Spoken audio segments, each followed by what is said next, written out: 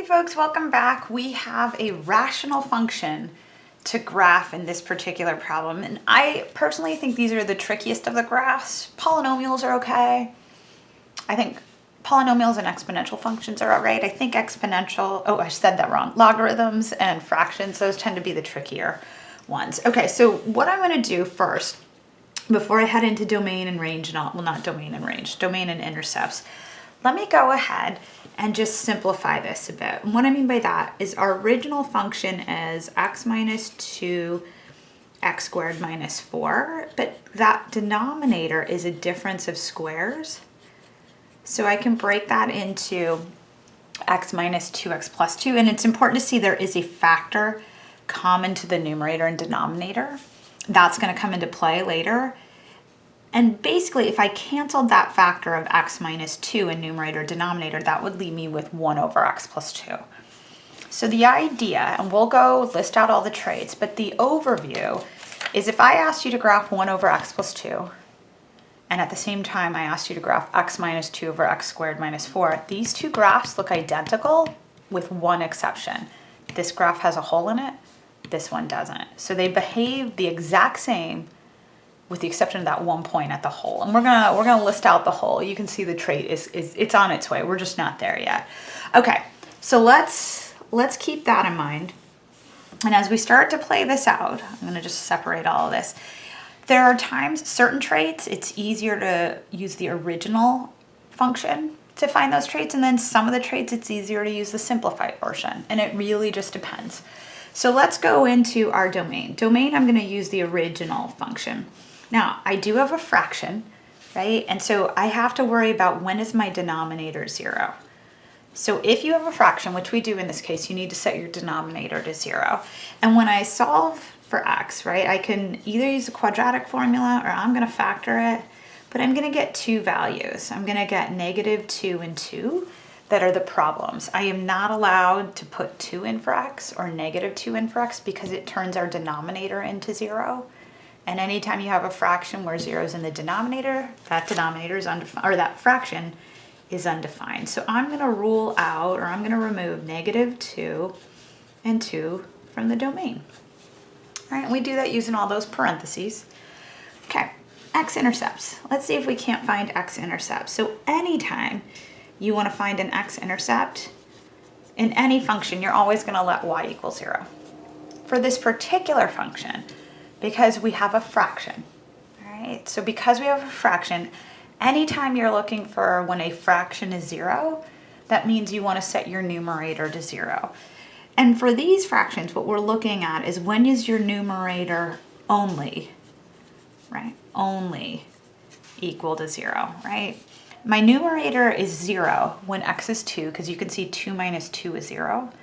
But take note that that also zeroes out the denominator at the same time. So when you have that factor common to the numerator and denominator, that is not an x-intercept, all right? Because it's not only the numerator zeroing out, the denominator is also zeroing out. Another way to kind of look at that is it's easier or maybe more appropriate to use the simplified form. So if I try and look at the simplified form, right? If I say, okay, my function basically, and I'll put the approximate symbols, looks like 1 over x plus 2. When is the numerator 0? Well, 1 is never 0, right? So that's going to tell us there are no x-intercepts, which is fine. I'm just going to write the word none here. All right, there is not an x value that will zero out only your numerator. There is an x value that will zero out your numerator and denominator at the same time, but we're going to learn that's where the hole is. All right, so now let's talk about y-intercepts. For my y-intercept, I want to let x equal 0. All right, and 0 is in my domain, so I don't have to worry about 0 not being in there. If 0 wasn't in my domain, I'd just write a none here. But let's go find f of 0. And it's up to you. You could use the original form of the function, or you could use the simplified form of the function. And let me just show you both ways get you to the correct answer. If I use the original form, 0 minus 2 over 0 squared minus 4, well, that's -2 over -4, which is 1/2. If you use the simplified version, that would be 1 over 0 plus 2, which is also 1/2. Because again, this function and this function behave the exact same way with the exception of the hole. There's a hole here at 2. All right, so I've got a y-intercept at 0, 1/2. We're going to write that up as an ordered pair. All intercepts are ordered pairs. Okay, and now let me scooch this up just a bit because I'm running out of room.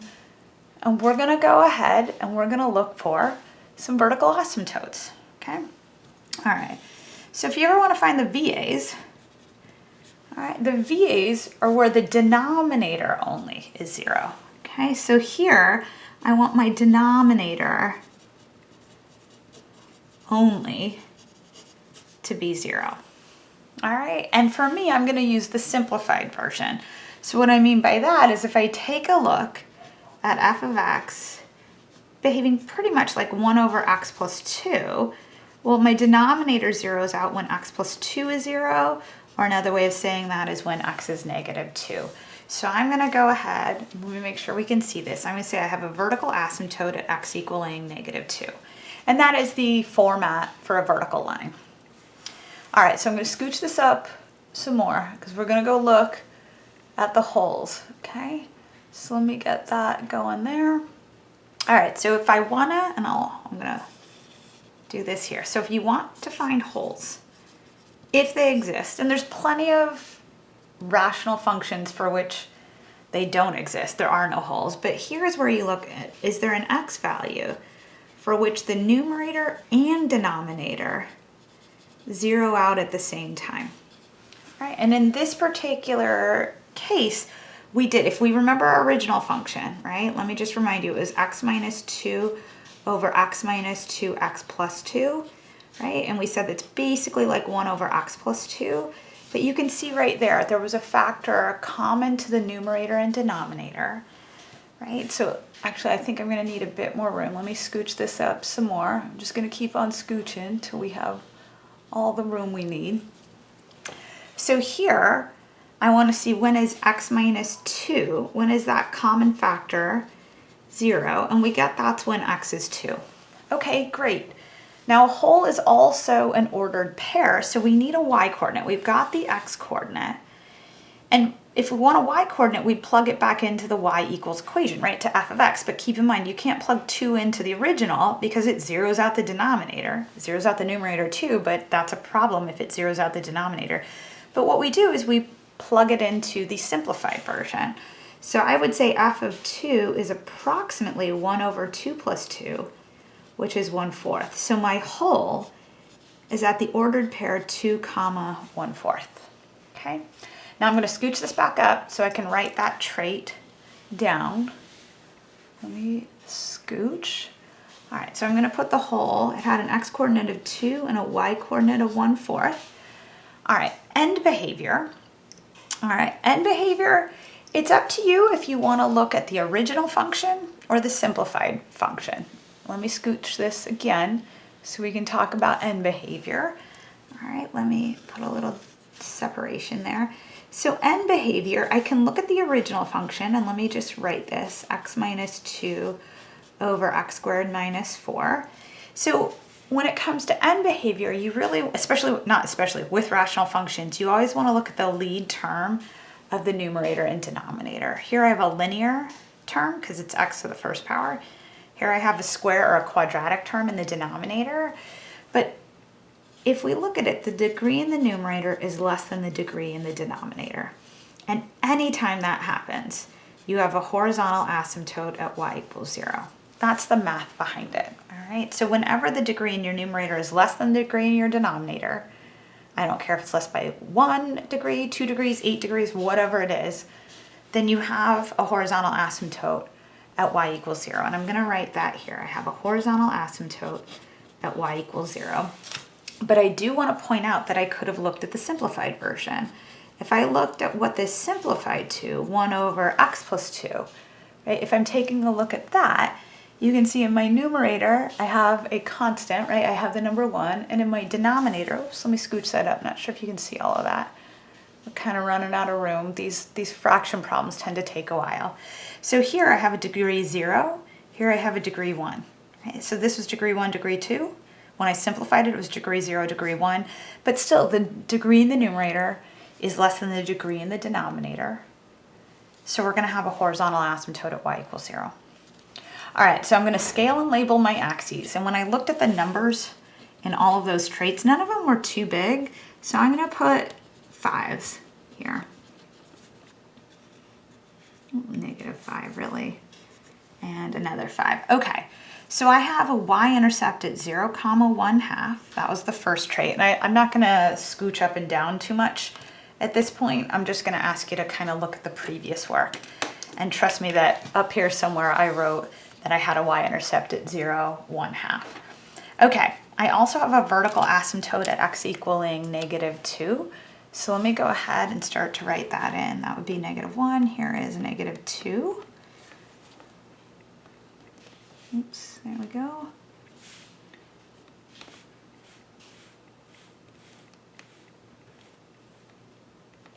Okay, so I have a VA at x equaling -2.